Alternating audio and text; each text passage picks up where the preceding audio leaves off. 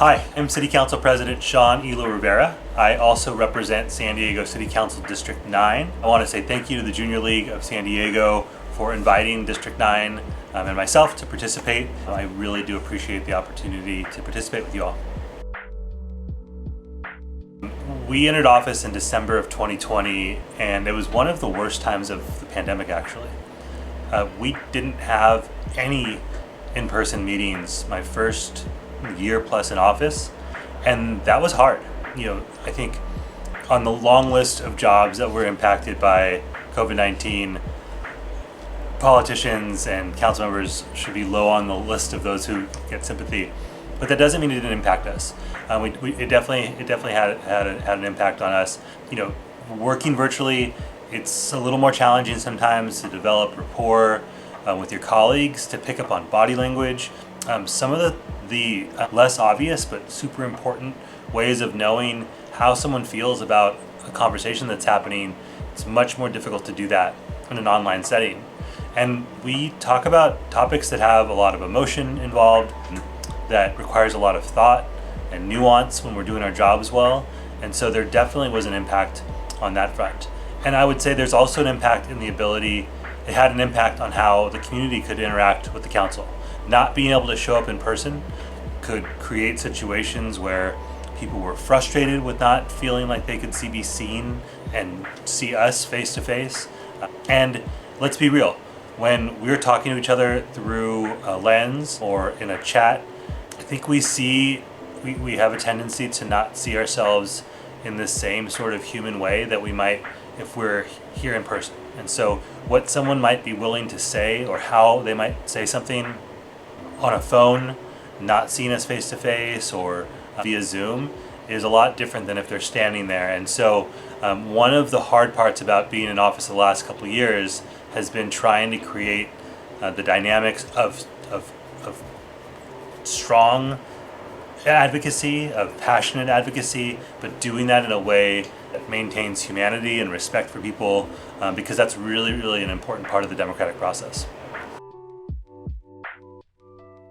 So the key issue impacting every part of San Diego, I believe, is housing and homelessness. We know that we are in a crisis here in San Diego. There's a humanitarian crisis on our streets that has an impact on neighborhoods throughout the city, including in District 9. People are not meant to sleep on sidewalks or in canyons or in parks. And when they're forced to do that, it has a spillover effect on the community in terms of health and safety. And that is our top priority. So addressing those problems of making it easier for people to stay in their homes by preventing homelessness through financial support for people who are living really close to the edge of homelessness, strengthening tenant protections so that renters aren't unnecessarily pushed out of their home and into homelessness is really important. We also want to make housing more affordable in San Diego. Right now, a big part of the problem with homelessness is that housing is just too expensive and there's not enough of it. And that lack of supply is increasing cost. So while we're trying to address the crisis on the streets by expanding shelter options and making a shelter more dignified and humane, we also need to build more housing so that over the long haul, people who live in San Diego, people who want to live in San Diego can actually see a future for themselves here, because that's becoming more and more challenging. So housing and homelessness always are going to rise to the top until those issues are dealt with. Housing is a human right, it's a human need, and we need to make sure that people's basic needs are met. The next issue that is often on people's minds is infrastructure and ensuring that our streets are okay, that our streetlights are on, our sidewalks aren't broken. People want to live in a city where things work. And right now, we know that there's a lot of work to be done when it comes to infrastructure in San Diego. We're prioritizing getting that work done, not just by investing in the materials that are required to do that work, but in the people who we need to do that work. For a really long time, the city of San Diego didn't invest in its people and its workers. And because of that, even when we set the money aside to fix something like streetlights or to repair our roads, it can take a very long time to get that work done because we've had a hard time keeping workers here. And so my colleagues and I and council have really made an effort, along with the mayor, to invest in San Diego's workers so that we can get our infrastructure work done, and so that people's expectations can be met when it comes to basic services like again having decent roads and well-lit streets. Constituent involvement is super important for us.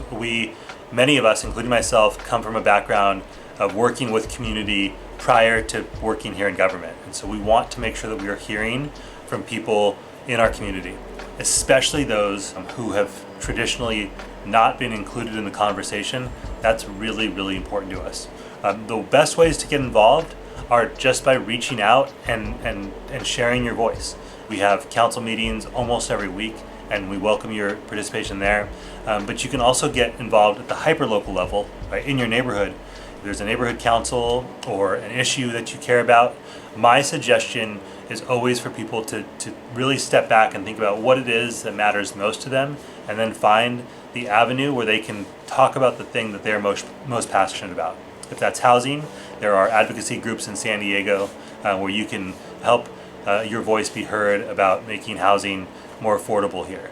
If it's parks, there are groups that are really dedicated to advocating for parks. And if it's just the neighborhood that you live in and your love for that, there is almost certainly a neighborhood group you can plug into and make your voice heard.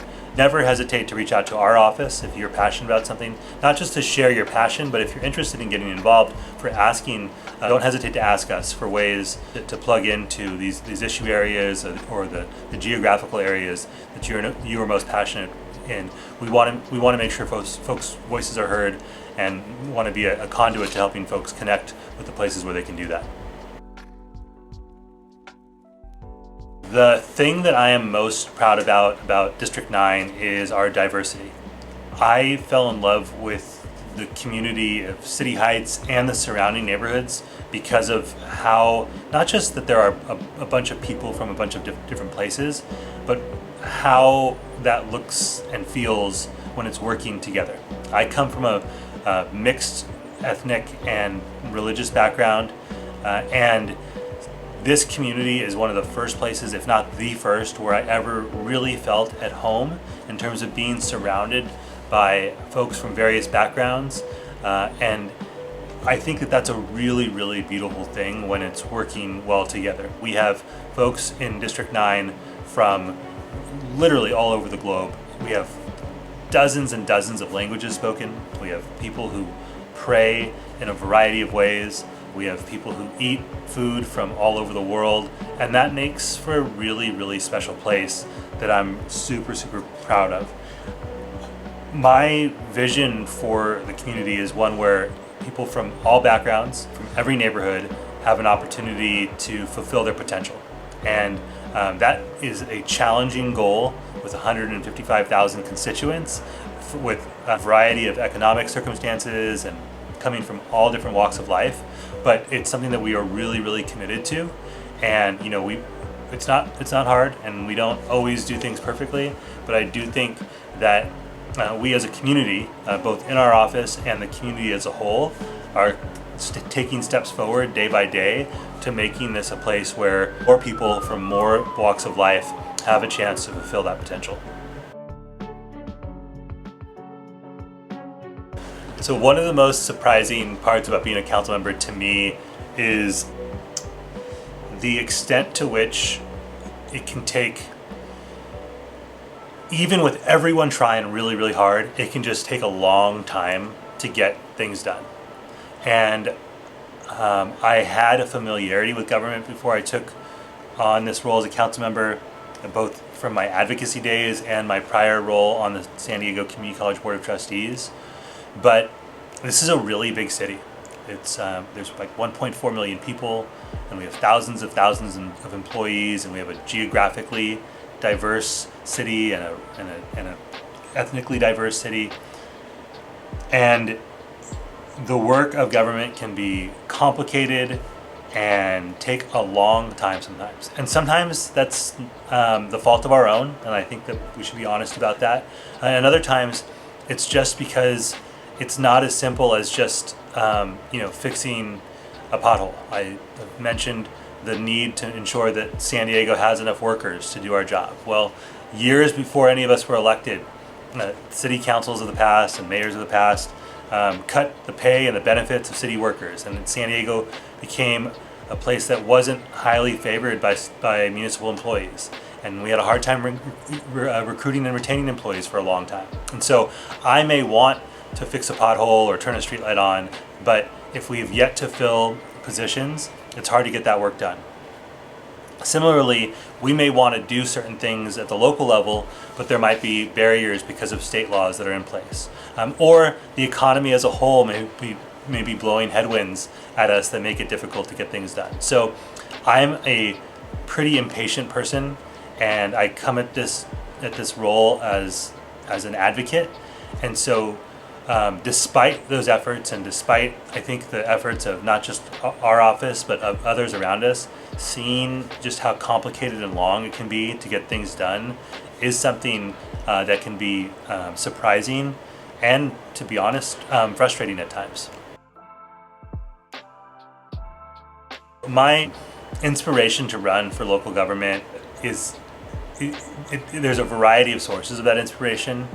It's funny how life works sometimes, because you can draw a thread back to, way back, where you can see the seed planted for something you eventually do, even if it doesn't seem like a direct line. But in terms of actually taking the step to run, there's two things that I think about, and it's for the two offices that I've held now. The first is as a community college trustee, which is the role that I had prior to serving on city council. And the inspiration there came from students at City College in particular, where I was sharing stories about the challenges that I'd faced as a student, that they were facing as a student, the shared experience of being first-generation college students, and the ways that life can make it more difficult for us to achieve our academic potential. Hearing those stories, sharing those stories, and then knowing how those students could potentially be impacted by then the Trump administration, I really was motivated to ensure that the students had advocates on the board who understood the experiences that they had, and who were going to fight for them to ensure that they had everything that they need to reach their potential. Once I had that role, loved it, and planned on doing it for a while. I was called to serve here at the City Council when an opening was created, and folks from the community encouraged me to run. They thought that I could be an effective council member. These are people who I respected in the community, who were advocates for the community, and hearing them say, Sean, we think you could be a really good council member for us, and we need you to run, definitely encouraged me to think about doing it.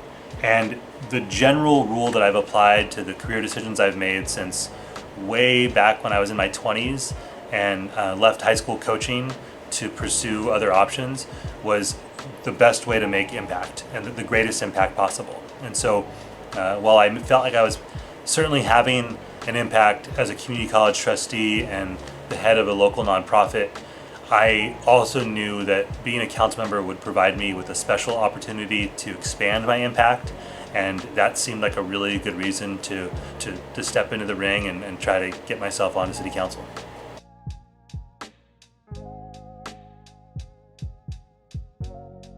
Being an effective council member requires collaboration. We are legislators. I don't get to decide things on my own. It doesn't matter how much I believe in a policy. That does not make it law. I need colleagues to agree with me. I need a mayor who will sign the legislation once it's passed. And so that is going to require a lot of communication and, as I mentioned, collaboration. And my policy on that is that being transparent and upfront about what our goals are and why those are our goals. It's not a way of guaranteeing that people will agree, but it is a good way of developing trust. And I'm not going to kid you all. That doesn't mean that everyone trusts me at all times, because that's just not how politics works. But what I have found is that by being transparent and honest about what it is that I care about and why I care about it, that there are people who disagree with me, and sometimes disagree with me strongly, but who believe me, and they believe why I'm pursuing something. And that can be a council member, That can be an advocacy group that has a different opinion on an issue. But what we've been able to establish sometimes through that honest and transparent communication is a sense of trust that we know what we're going to do and why we're going to do that. And that is one of the ways to get hard things done in this role of legislator that, again, doesn't allow for me to just snap my fingers and make things the way that I want them to be, no matter how much I'd like that at certain points of time.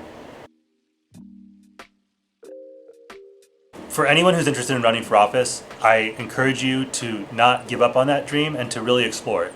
To talk to people who've held the role before, find out what it would look like, and then to talk to key stakeholders in whatever office that might be that you're looking at. If you're considering a role as an education leader, talk to students, talk to parents, talk to teachers, talk to others who've held roles like that. If you're interested in being a council member, feel free to reach out to me, other council members, and the key community groups in your area to find out, what it is that you really would be doing to make sure that there's a desire from the community to see you or someone like you in that office. But never ever think that you are not worthy of the position. Always feel free to pursue it, because it's important that folks see themselves in these roles. With that, I just want to say to everyone at the Junior League, thank you for engaging with our office. Please continue to do so. We want you to make your voices heard. That is really, really important to us, so that we can ensure that your priorities are incorporated into the decisions that we make. Thank you, everyone. Have a great day.